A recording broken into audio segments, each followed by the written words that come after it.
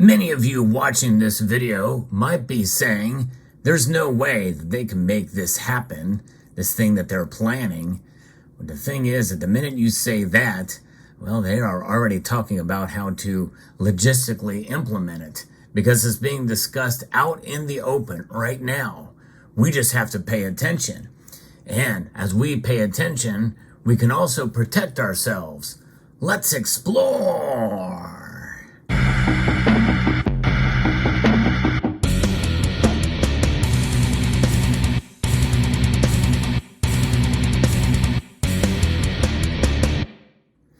The first step in this process is to unveil and to make it known as to what they are talking about openly.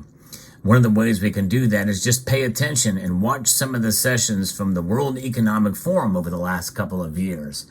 That should send chills down your spine. Well, on this latest account here, I'm going to be referencing an article from SlayNews.com, as was sent to me by a member of the community, about what the United Nations is actively planning on doing. They want to introduce a global digital ID system that is linked to individual bank accounts. That's right. In other words, for each individual that has a bank account, they're going to have a global ID system in place here to track it. And it seems far-fetched, but look at where we are at with technology, artificial intelligence, and so much more. These things can be done with greater ease now than even a year ago. So this should scare every single person watching this video, especially the fact that they're actively doing it. Now, not long ago, I posted a video about what the International Monetary Fund is planning on doing. Kind of much the same type of thing with a global central bank digital currency. And that's a little bit taller of an order, but still, they're actively planning that, and that scares you too because of that very notion, but probably a little bit harder to implement because you need a CBDC in place. This, you don't need that. And by the way, some think that, some have mentioned that the IMF doesn't have the influence that other global entities have. Well, the UN is a very well-established organization.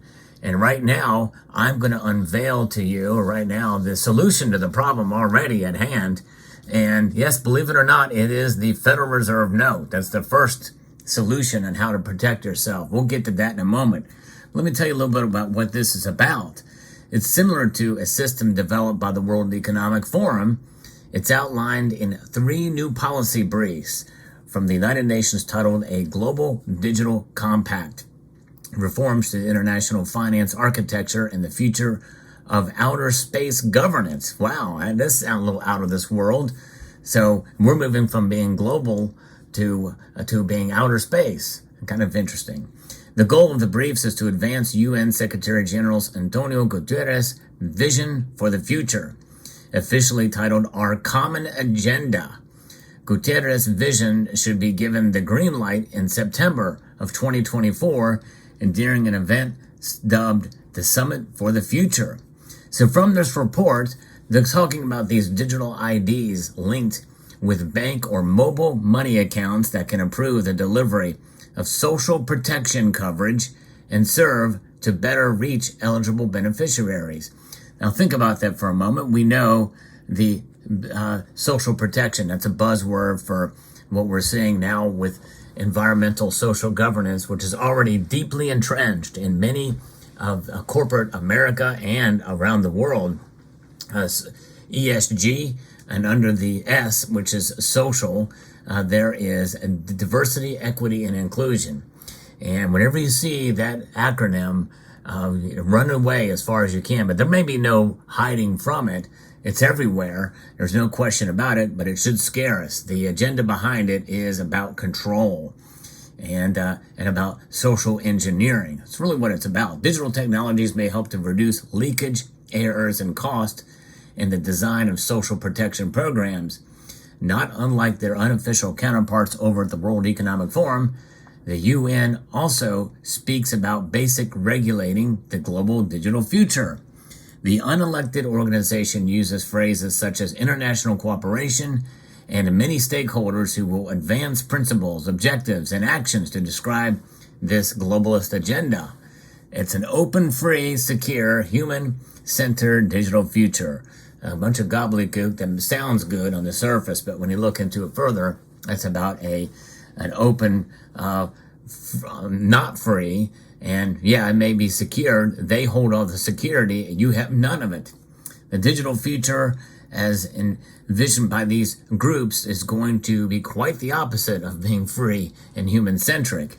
As far as the UN's vision for a global financial system, it's supposed to be harmonized with the 2030 Agenda for Sustainable Development. It would be governed by something called the Apex Body, which sounds ominous, and that has yet to be set up. So the key actors would be the UN chief, as well as the group of 20, the Economic and Social Council, and heads of international finance institutions. Within this, the UN sees visions of a global digital compact. So the objective is to have people, devices, and entities all tied up in a connection network that could apparently be centrally administered, seemingly by unelected bureaucrats. No mention in here, by the way, so far of the central bank digital currency. So if there is enough pushback on that, well, they'll just go and use this angled. So yeah, it's crazy. When those planning this future scheme worry about any negative impact, they never see it as potentially affecting everyone, but only civil society or selected groups excluded from social benefits. Meanwhile, the World Economic Forum has just partnered with a leading biometrics company to advance its own agenda to digitize humanity. Swedish biometrics company Fingerprint Cards has taken a big step in the World Economic Forum's new champions community, an assembly of mid-sized enterprises. The World Economic Forum is keen to promote biometric forms of digital ID and claims the technology would serve as a steward of social inclusion. There it is again, social inclusion. The new champion community's schedule includes a meeting in Tianjin, China from June 27th through 29th during the World Economic Forum the summer Davos gathering, which is just hours from the recording of this video. Charles Brugge, Senior Vice President of Strategies at Fingerprint Cards, imparted what he thought was a nugget of wisdom. As a proud member of the World Economic Forum New Champions Community Program, we want to be recognized as a purpose-driven company that contributes positively to the changes needed to operate in the new digitized world. By joining this community, we look forward to brainstorming and exchanging ideas with peers and bring our expertise to the biometrics industry. Yeah, some of these companies are more than willing to go ahead and enrich themselves by providing surveillance of you, the individual, from unelected bureaucrats, central planners outside of the very sovereign nations from which they operate. And so now the firm has achieving key milestones, including integrated its fingerprint biometrics and 700 Android smartphones, and shipping 1 million biometric scanners modules for payment cards. This is already well underway, folks. We're getting very close to this becoming a greater reality than ever before. And this is just one way to protect yourself. You know, I posted a video recently as well, too, about Generation Z and how they are using more cash. And I would encourage you to check that video out. I think it's very important and should encourage you amidst this kind of ominous news here. This is not right around the corner, as in next year, even though it's going to be, that it's going to be start to be implemented, some of this stuff in 2024, all head into 2030. But I tell you what, within the next decade, I could see this thing happening, regardless of whether there's pushback with the central bank digital currency. It'll all be tied in together with digital IDs, which will make it quasi-global. In other words, a one-world currency in the form of IDs using multiple different nations' currencies, but all tied together through digital IDs administered by the UN. So cash is definitely a way to protect yourself, as well as gold and silver for sure. And gold and silver have proven themselves to be stores of value for thousands of years, unlike the dollar. But nonetheless, the dollar is something we're stuck with, or your currency, whatever nation you reside. Use your currencies that aren't traceable, aren't trackable.